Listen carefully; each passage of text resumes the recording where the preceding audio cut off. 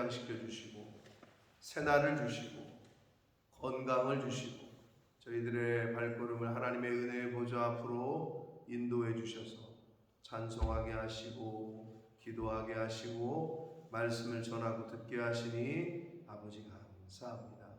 오늘 이 자리에 나온 한 심령 저희들의 마음과 저희들의 눈과 입과 귀를 열어주셔서 하나님의 말씀을 들을 때에 받을 때에 하나님의 말씀을 아버지의 음성으로 잘 듣게 하시고 아멘으로 화답하게 하시고 마음으로 받게 하셔서 눈을 들어보게 하셔서 오늘 주시는 하나님의 말씀을 통하여 오늘 하루를 살아갈 때에 그 말씀에 피동되어지고 수동되어지는 그러한 삶을 사는 저희들 될 수 있도록 성령 하나님 이 시간 임마누엘로 함께하여 주옵소서.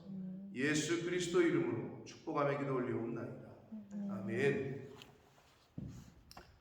자, 시편 43편 짧습니다. 그런데 우리가 42편을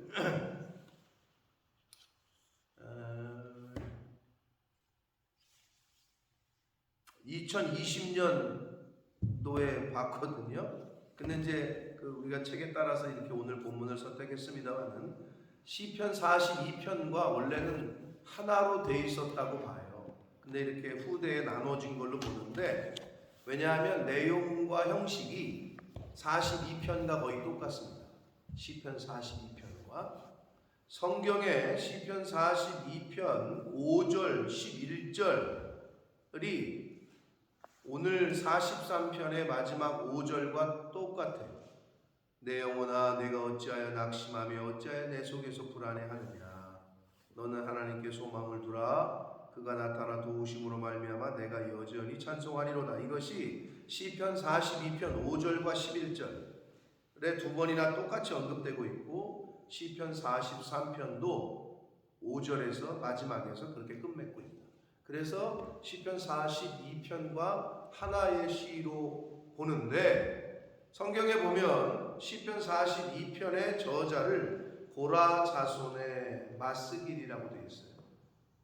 아마 여러분 성경에도 그렇게 써 있을 텐데 마스길이라는 건 교훈이라는 뜻이에요. 그러니까 고라 자손의 교훈이라는 건데 고라를 많이 들어보셨을 거예요.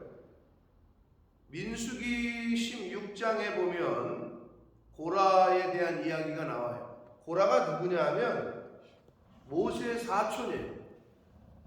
모세의 사촌. 그러니까 출애굽의 지도자였던 모세의 친인척이야. 사촌이야. 그런데 어떻게 했어요? 모세의 권위에 도전을 해요. 그래가지고 그 당시에 온이라든지 다단이라든지 이런 사람들과 더불어 족장 250명을 선동해서 모세에게 쿠데타를 일으켜요. 반란을 일으켜요. 민수기에 보면. 그래서 어떻게 됐죠? 반란을 일으켰는데 하나님이 어떻게 하셔요? 네, 땅을 갈라가지고 한마디로 오늘날로 말하면 지진이지. 지진이 나게 하셔가지고 땅을 갈라지게 해가지고 그대로 땅이 삼키게 해서 죽어요. 모세에게 반역을 했던 인물이에요. 그런데 우리가 역사 속에서 우리가 교훈을 받을 수 있는 건 고라 자손의 시라고 되어 있잖아요. 그런데 그 당시에 그러니까 우리가 이런 거를 내 아버지가 하나님을 잘 믿었다고 그래서 내 후손들도 잘 믿는 건 아니잖아요.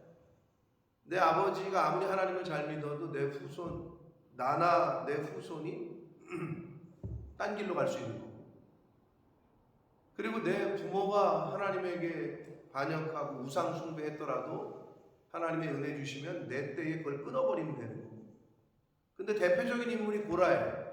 고라는 모세에게 하나님에게 반역하고 모세에게 반역을 해서 하나님이 죽이시거든요.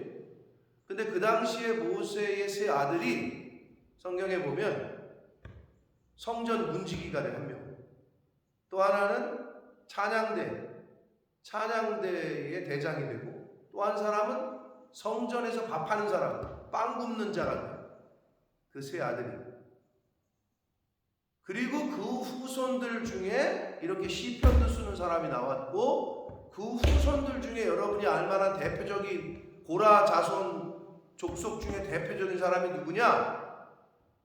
선지자 사무엘이에요. 그래서 우리가 이걸 통해서 알 수 있는 건 아버지나 조상이 잘 믿었다고 해서 그걸 너무 감사한 거지, 귀한 거지. 그럼 그걸 계대를 이어야 되는데 그러면 다행이에요. 그런데 중간에 그거를 딴 길로 가는 자손들도 많고, 윗대에서는 우상 숭배하고 절에 가서 뭐하고 무당들 이렇게 하던 할머니 할아버지 증조 할머니가 있었지만, 하나님의 은혜 주셔서 내 때에 예수를 믿게 하고 말씀을 듣게 했다면 내가 신앙의 일대가 되는 거죠. 고라를 통해서 우리가 그걸 교훈받을 수 있는 거예요. 아니, 고라는 하나님에게 반역하고 모세에게 반역했던 사람이라니까. 근데 그 후손에서 사무엘이 나왔다니까.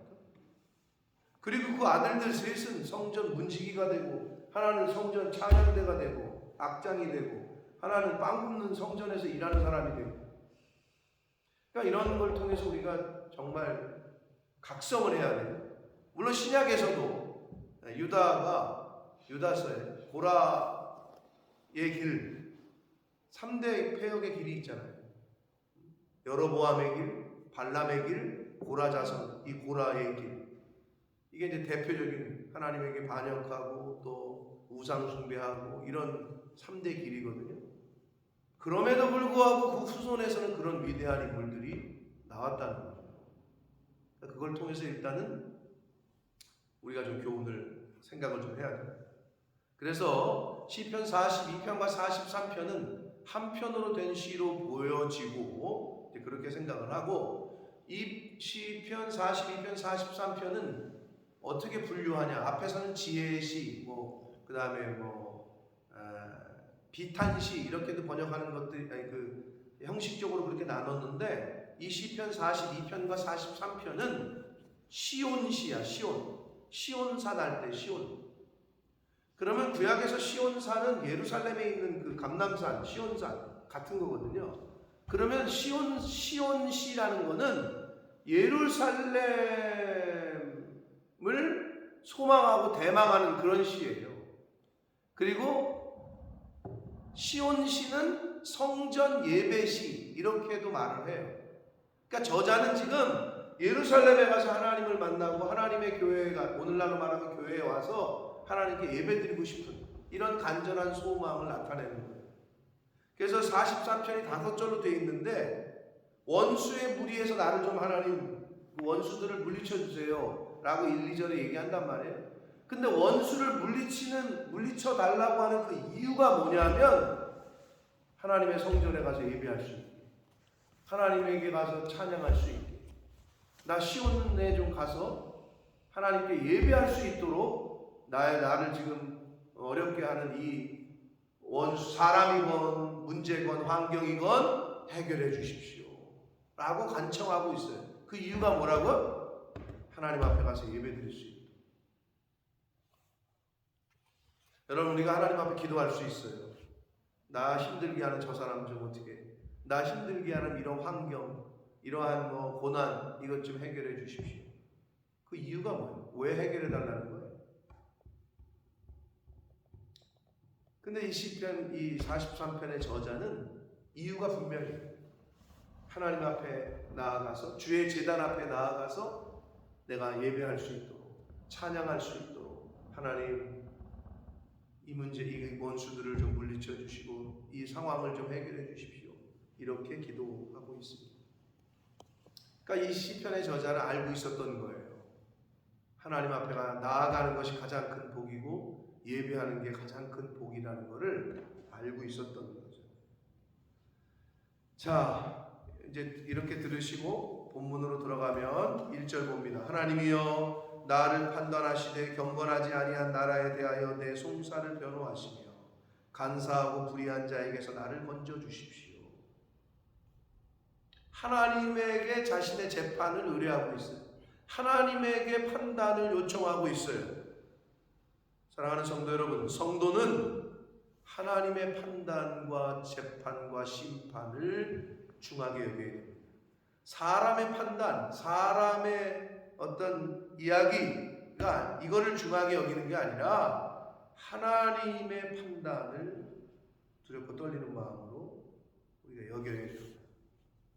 그러니까 이 시편의 이 43편의 저자는 하나님께 자신의 판단과 재판을 의탁하고 있습니다. 2절 봅니다. 주는 나의 힘이 되신 하나님이시거늘 어찌하여 나를 버리셨나이까? 내가 어찌하여 원수의 억압으로 말미암아 슬프게 다니니까? 요 2절은 신앙의 이율배반적 상황을 얘기하고 있는 거예요. 무슨 말이냐? 전능하신 하나님인데 내가 하나님을 믿는데 왜 나에게 이런 어려운 일이 당하지? 아니, 능치 못함이 없으신 하나님인데 왜 나에게 지금 이런 원수가 나를 이렇게 핍박하고 있지? 아니, 앞뒤가 모순된 두 가지의 경우를 이율배반이라고 하는데, 우리가 신앙생활할 때 이율배반적인, 예를 들면 새벽예배 더 열심히 하고 더 열심히 헌신하고 더 열심히 교회에 충성하는데 어려움은 더하고, 이게 이율배반적인 환경이라는 거예요. 오히려 신앙생활 제대로 안 하고 그냥 날라리로 다니는 것 같은데 저 사람은 평안한 것처럼 보여. 이런 게 이율배반적인 상황이거든요. 시편의 이 43편의 저자도 지금 그 얘기를 하고 있는 거예요. 주는 나의 힘이 되신 하나님이신데 어찌하여 나를 버리셨나이까? 내가 어찌하여 원수의 억압으로 말미암아 이렇게 슬프게 다니게 그냥 두십니까? 이런 상황에 처해 있는 거죠. 아마 저와 여러분도 그런 생각이 들 때가 있을 거예요. 이런 상황, 어떤 이율배반적인 신앙생활 하는데 이런 모습처럼 보여지는 것. 이때 중요한 건 뭐냐? 그럼에도 불구하고 하나님의 신실하심을 믿고 끝까지 하나님을 붙잡는 인내가 필요하고, 그러한 믿음이 저와 여러분에게 필요합니다. 이게 중요해요. 하나님이 시험을 하시죠. 아니, 인간들도 아르바이트생 하나를 써도 테스트를 해보고 이렇게 보는데, 아니, 하나님이 당연히 내 사람을 이걸 맡길지 안 맡길지를 당연히 테스트를 하시죠. 그걸 잘 통과해야죠. 예수님도 공생애 시작하시면서 시험을 3번이나 받으셨는데 하물며 우리이겠어요? 근데 여기 시편의 기자도 그 얘기를 하는 거예요. 그런데 대부분의 사람들은 이런 환경에 당하면 어떻게? 하나님을 원망합니다. 교회를 원망합니다. 주의 종을 원망하고 삐지고 남 탓하고, 이게 그러니까 넘어가지 못해. 다음 레벨업이 되질 않아. 신앙생활의 레벨업이 되질 않아. 어느 정도 기초는 다져졌는데 다음 단계로 가지를 못하니, 그러니 안타까운 거죠. 그러니까 차원이 너무 저차원이야. 그 차원으로 좀 올라서야 되는데 그게 안 되니 안타까운 거죠. 근데 이 사람은, 이 시편의 기자는 그렇게 안 하고 원망하고 불평하는 것이 아니라 끝까지 참고 기다리면서 하나님 앞에 가서 예배하고 하나님을 만나기를, 그렇게 기도를 간구를 하고 있어요. 3절 봅니다. 주의 빛과 주의 진리를 보내시어 나를 인도하시고 주의 거룩한 산과 주께서 계시는 곳에 이르게 하소서. 자, 주의 빛과 주의 진리. 빛과 진리 하면 떠오르는 게 누구예요? 예수 그리스도죠. 세상의 빛이다. 내가 곧 길이요 진리요 그랬잖아요. 그러니까 주의 빛과 주의 진리를, 우리 입장에서는 예수 그리스도시고, 이 본문 속에서는 메시아를 대망하는 메시아 대망신은 아닌 것 같은데 결국 하나님의 영을 말하는 거죠. 오늘날로 말하면 성경 말씀이다. 하나님의 말씀, 이 빛과 진리 되신 하나님의 말씀을 우리에게 보내주셔서 우리를 인도하시고 계셔요. 오늘날 하나님은.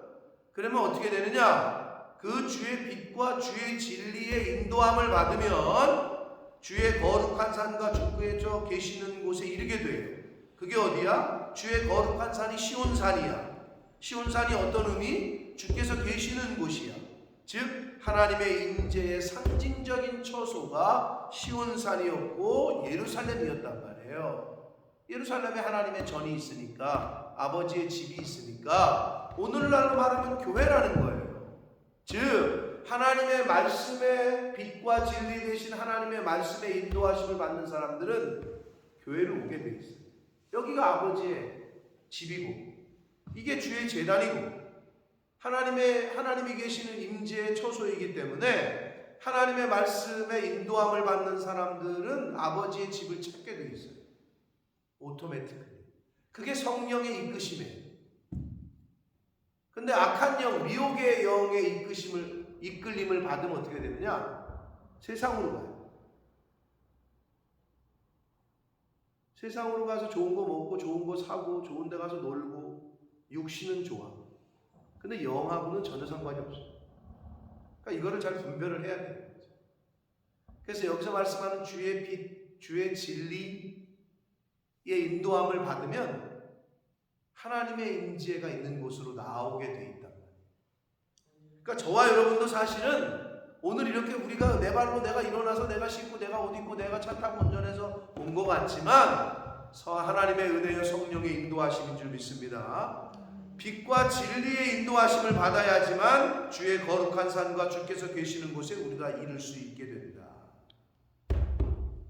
4절 그런즉 내가 하나님의 제단에 나아가, 하나님의 제단을 말합니다.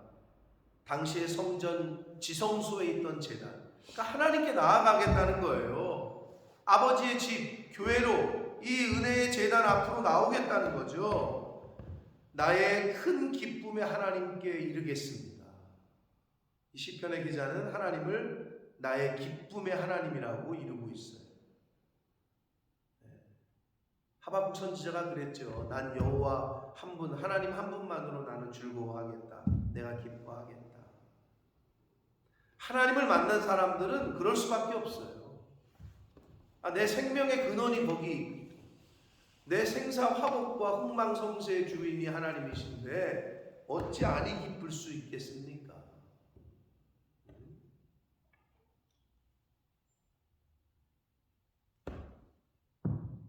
김경희 집사님 갔을 때 이겼나? 손흥민? 이겼어요? 토트넘은 이겼는데 손흥민은 한 골도 못 넣었어. 이겼어요? 네. 이기긴 했는데 못 넣었죠. 어제 보러 갔던 애들, 그저께 토요일날 갔던 애들 준엽이하고 걔는 졌잖아 2대1. 응? 그래서 야 준엽이한테 네가 인마 주일 예배 안 드리고 가니까 졌잖아 그랬더니 그러게 말해요. 이제 안 갈라고 이렇게 얘기하더라고. 손흥민 봤어요 그날? 아니 만나서 사인회를 받았냐고. 아이고 골을 못 넣어가지고 안 해줬을 수도 있겠지. 아니 만났으면 더 기뻤을 텐데 그지? 사진 찍고 난리가 났을 텐데 말이야. 카톡에 올리고 말이야. 그죠? 손흥민만 만나도 기쁘거늘 하나님을 만나면 어떨까? 인생에 있어서 지금 이 시편의 기자는 나의 기쁨의 하나님이라고 고백을 하고 있어요. 저와 여러분의 기쁨의 근원, 이유는 하나님인 줄 믿습니다. 자, 우리 인생에 기쁠 수밖에 없는 게 그분이 나를 구원하시는 구세주가 되시고 나를 판단하시는 심판장이 되어주시는데, 지금 시편의 기자는 이 43편의 저자는 하나님의 제단에, 한마디로 교회에 와서 나의 기쁨의 근원 되시는 하나님에게 찬양하겠다는 거예요. 하나님이여, 나의 하나님이여, 내가 수금으로 주를 찬양하겠습니다 라고 고백하고 있어요. 결국 왜 내 원수들의 문제를, 나에게 지금 당면한 이 어려운 문제들을 해결해 달라고 하는 근본 이유는 시온, 내가 하나님의 교회에 가서 하나님께 예배 드릴 수 있도록 좀 해주십시오 이거거든요. 저와 여러분이 하나님 앞에 간구하는 게 있어요. 이런 일도 좀 해결해 주시고 이것 좀 해결해 주시고 이것 좀, 그 이유가 뭐냐는 거죠.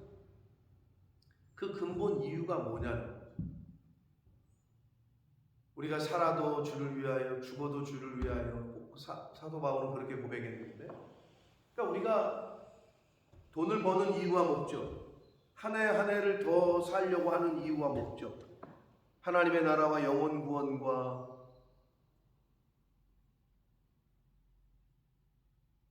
어떤 직업이건 어떤 이유건 그 목적은 최종적으로는 그게 돼야 될 줄 믿습니다. 그게 저와 여러분의 인생의 골이어야 되는 거예요. 표대여야 되고, 내가 왜 지금 일을 하고 왜 사업을 하고 내가 지금 왜 먹고 왜 놀고 왜 쉬고, 하나님의 나라와 영혼 구원을 위해서 모든 각자의 하는 일은 다르나 최종적인 골은 그거라는 거죠.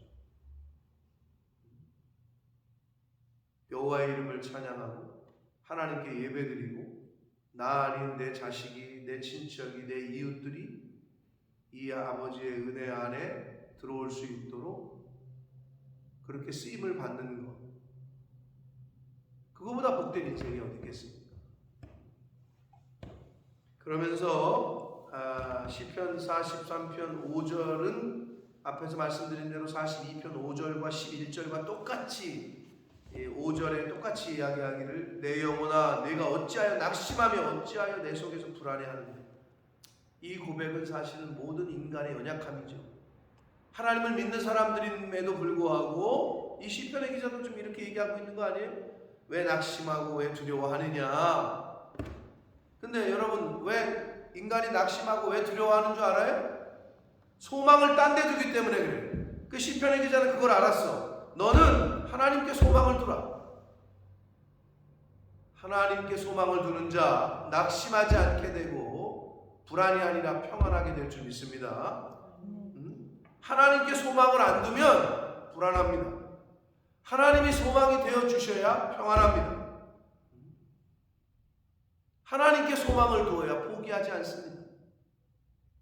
근데 하나님께 소망을 두지 않는 자 낙심할 수밖에 없고 불안해할 수밖에 없다. 하나님께 소망을 두라. 그가 나타나 도우심으로 말미암아 내 하나님을 여전히 찬송하리로다 라고 끝맺고 있습니다. 오늘 하루 하나님께 소망을 두시는 저와 여러분 되시길 축복하고, 불안하고 낙심하게 하는 영은 성령이 아님을 여러분 분별하셔서, 성령의 영은 평강의 영이고 평화예요. 내 마음이 평안해. 어떤 생각을 하고 어떤 결정을 할 때 그걸 이제 우리가 하나님의 뜻으로 여기는 경우가 많아요.